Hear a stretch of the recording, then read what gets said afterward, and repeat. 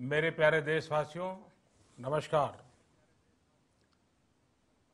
Corona के खिलाफ लड़ाई में जनता कर्फ्यू से लेकर आज तक हम सभी भारतवासियों ने बहुत लंबा सफर तय किया है। समय के साथ आर्थिक गतिविधियों में भी धीरे धीरे तेजी नजर आ रही है। हम में से अधिकांश लोग अपनी जिम्मेदारियों को निभाने के लिए फिर से जीवन को गति देने के लिए रोज घरों से बाहर निकल रहे हैं। त्योहारों के इस मौसम में बाजारों में भी रौनक धीरे धीरे लौट रही है, लेकिन हमें ये भूलना नहीं है कि लॉकडाउन भले चला गया हो, वायरस नहीं गया है। बीते 7-8 महीनों में प्रत्येक भारतीय के प्रयास से भारत आज जिस संभली हुई स्थिति में है, हमें उसे बिगड़ने नहीं देना है और अधिक सुधार करना है। आज देश में रिकवरी रेट अच्छी है, फैटेलिटी रेट कम है। भारत में जहां प्रति 10 लाख जनसंख्या पर करीब 5,500 लोगों को कोरोना हुआ है, वहीं अमेरिका और ब्राजील जैसे देशों में ये आंकड़ा 25,000 के करीब है। भारत में प्रति 10 लाख लोगों में मृत्यु दर 83 है, जबकि अमेरिका, ब्राजील, स्पेन, ब्रिटेन जैसे अनेक देशों में ये आंकड़ा 600 के पार है।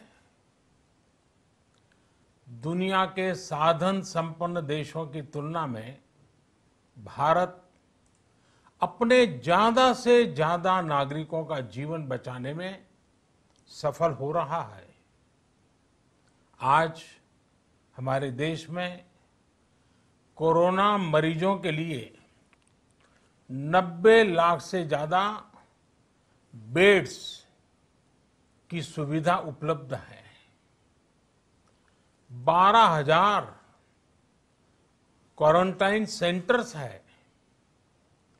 कोरोना टेस्टिंग की करीब 2,000 लैब्स काम कर रही है।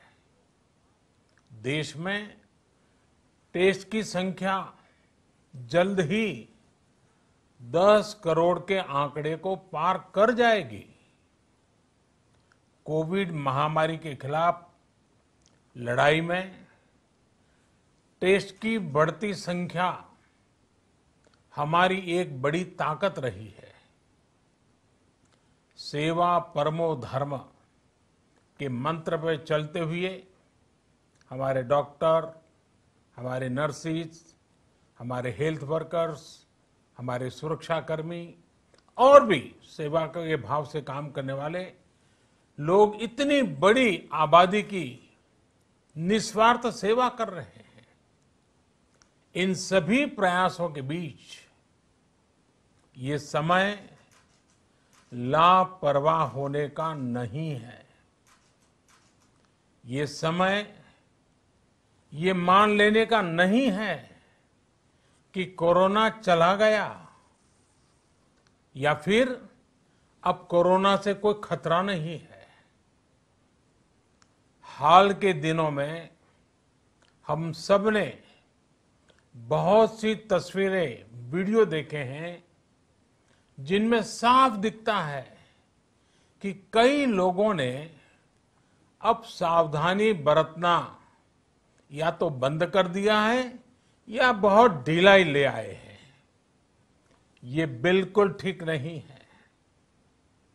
अगर आप लापरवाही बरत रहे हैं, बिना मास्क के बाहर निकल रहे हैं, तो आप अपने आप को, अपने परिवार को, अपने परिवार के बच्चों को, बुजुर्गों को उतने ही बड़े संकट में डाल रहे हैं।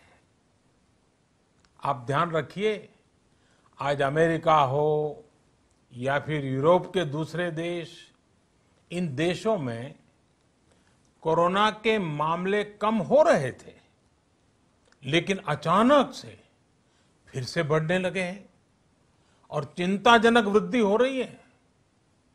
साथियों, संत कबीरदास जी ने कहा है, पक्की खेती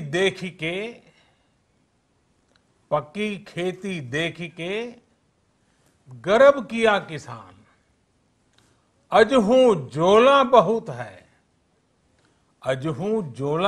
है, घर आवे तब जान।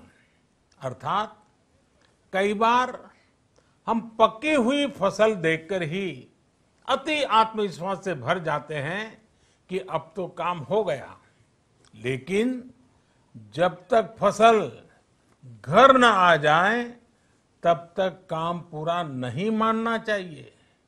यही कबीरदास जी कह के गए हैं।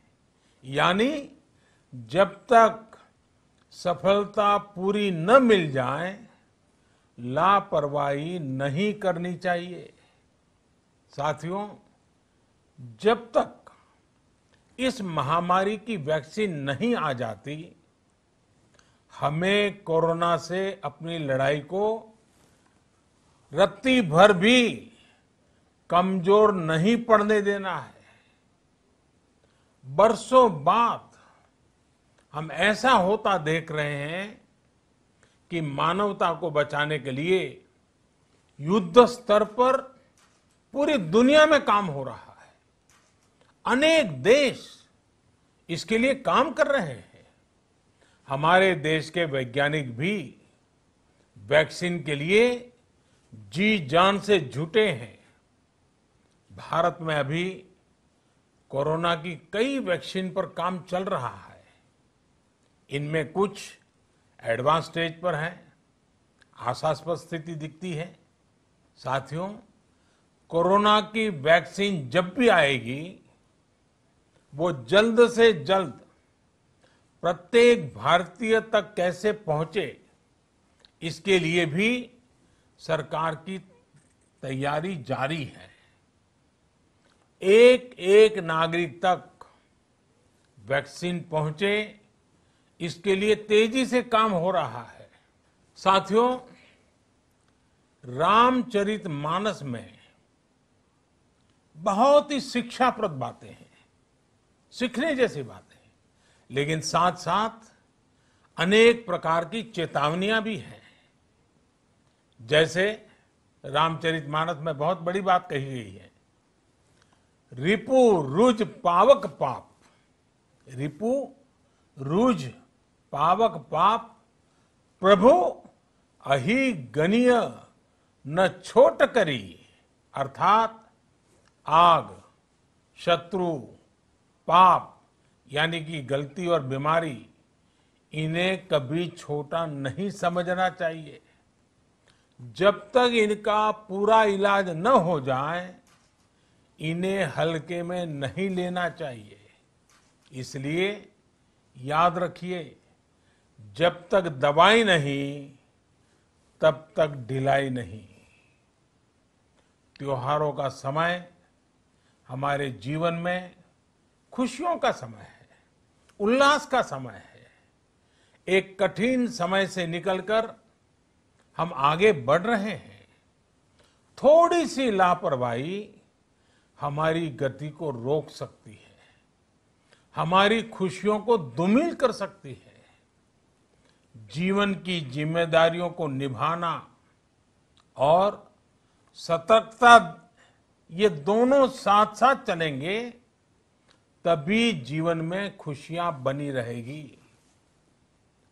2 गज की दूरी, समय समय पर साबुन से हाथ धुलना और मास्क लगाना, इसका ध्यान रखिए। और मैं आप सबसे करबद्ध प्रार्थना करता हूं, आपको मैं सुरक्षित देखना चाहता हूं, आपके परिवार को सुखी देना चाहता हूं। ये त्योहार आपके जीवन में उत्साह और उमंग भरे, ऐसा वातावरण चाहता हूं। और इसलिए मैं बार बार हर देशवासी से आग्रह करता हूं। मैं आज अपने मीडिया के साथियों से भी, सोशल मीडिया में जो सक्रिय हैं उन लोगों से भी बड़े आग्रह से कहना चाहता हूं कि आप जागरूकता लाने के लिए, इन नियमों का पालन करने के लिए जितना जन जागरण अभियान करेंगे, ये आपकी तरफ से देश की बहुत बड़ी सेवा होगी। आप जरूर हमें साथ दीजिए, देश के कोटि कोटि जनों को साथ दीजिए। मेरे प्यारे देशवासियों, स्वस्थ रहिए, तेज गति से आगे बढ़िए और हम सब मिलकर के देश को भी आगे बढ़ाएं। इन्हीं शुभकामनाओं के साथ नवरात्र, दशहरा, ईद, दीपावली, छठ पूजा, गुरु नानक जयंती समेत सभी त्योहारों की सभी देशवासियों को एक बार फिर से बहुत बहुत बधाई देता हूं। धन्यवाद।